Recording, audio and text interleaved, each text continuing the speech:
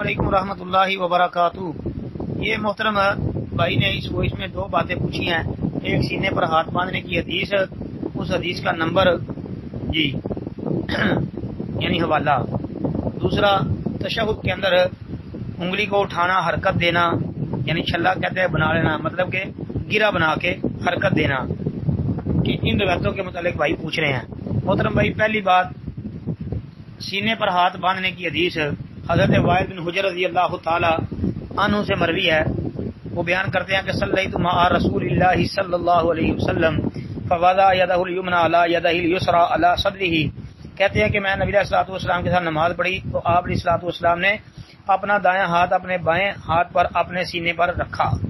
یہ صحیح ابن خزیمہ کے اندر موجود ہے، جلد 1 صفحہ 243، حدیث نمبر 479۔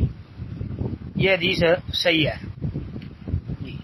دوسری حدیث سہل بن سعد رضی اللہ تعالی عنہ سے مروی، صحیح بخاری کتاب الاذان میں جو ہے 740 نمبر پر موجود ہے۔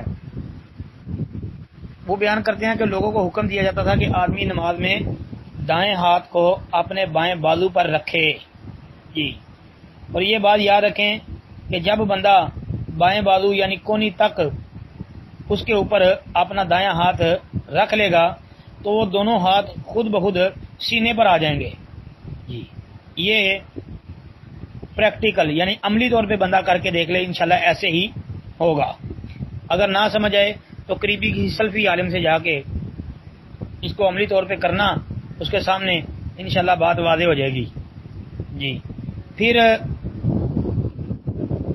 تشہد میں انگلی اٹھانا، حرکت دینا، گرا بنانا، یہ بھائی مشکات المصابیح جو ہے اس کے اندر باب التشہد وہ نکال لیں، اور باب التشہد کی پہلی حدیث، باب التشہد کی پہلی حدیث جو ہے وہ دیکھ لیں، اس میں یہ بات موجود ہے۔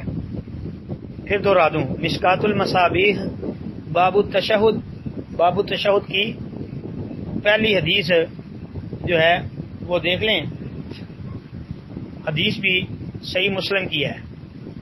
السلام علیکم ورحمۃ اللہ وبرکاتہ۔